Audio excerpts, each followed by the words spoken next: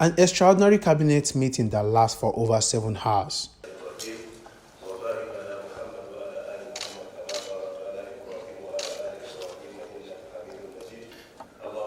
The ministers are taking turns to give account of their stewardship in the last 100 days. A scorecard of the Ministry of Finance shows that only 50% of funds have been released for capital projects this year, even as the budget cycle comes to an end. With the early of the 2020 budget, the ministry is hoping for better performance next year. And National Planning reported on its 100 days performance to Federal Executive Council today. The Ministry of Finance has 11 major mandate areas, but because time is well spent, I'll speak to you only to a few issues. First of all, in terms of revenue performance, the revenue performance prorated to third quarter of 2019 is 4.25 trillion, and that represents a performance of 81%. That is to third quarter, so it's 9 months prorated, not full year. The GDP growth that we planned for 2019 was 3.5%, and the third quarter GDP performance, you all know, was reported as 2.28%. On expenditure, we have been able to release all that is required for personnel, so personnel expenditure is on course. Debt service is also on course. On overheads, we have been able to release 8 months overhead for general MDAs and 11 months overhead for some MDAs that we classify as critical. And this includes the security services, the federal government unity colleges, as well as NYSC and prison rations. So a few agencies that we classify as critical have received 11 months, and we're working on the 12th month overhead release for this category of MDAs. The finance minister gives the revenue performance for the year.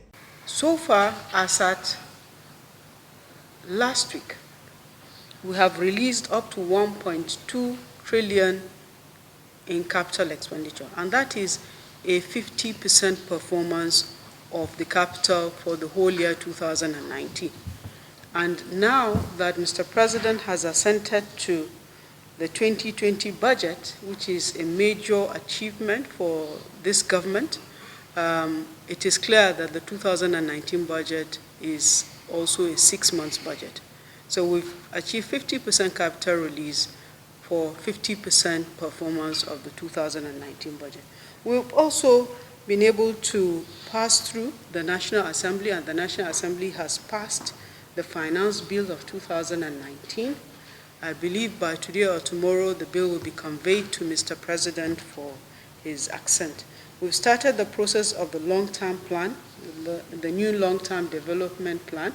We've prepared a roadmap. It's going to be subjected to various stakeholder reviews before we start the actual planning process.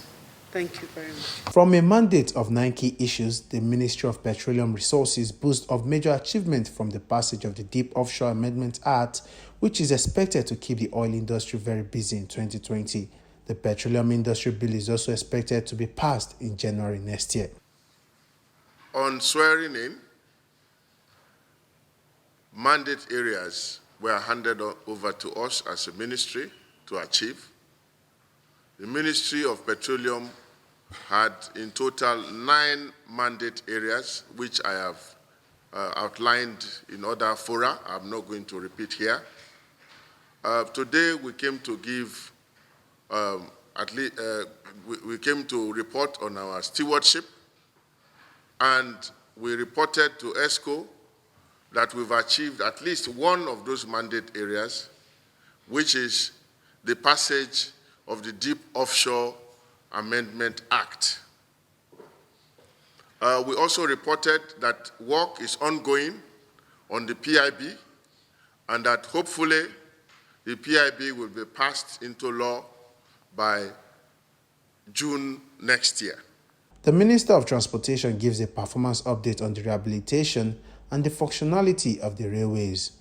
A number of them, including the Abuja-Kaduna, Lagos-Ibadan, Itakpe-Warri, are being prepared for commissioning in the new year. We're bringing in a DMU, which is a diesel engine, for Abuja-Kaduna.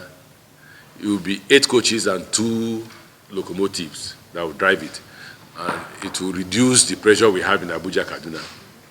Abuja, Kaduna will reduce the pressure. Like I said before, we provided coaches for only 300 passengers because that's what the traffic count said to us when we did the research. And now we are carrying 3,700 passengers. So we are increasing every day the number of coaches. So we believe that this January, the President will commission 8 new coaches and 2 new locomotives, DMU, to carry passengers from Abuja to Kaduna and Kaduna back to Abuja. We also reported that we'll be ready to commission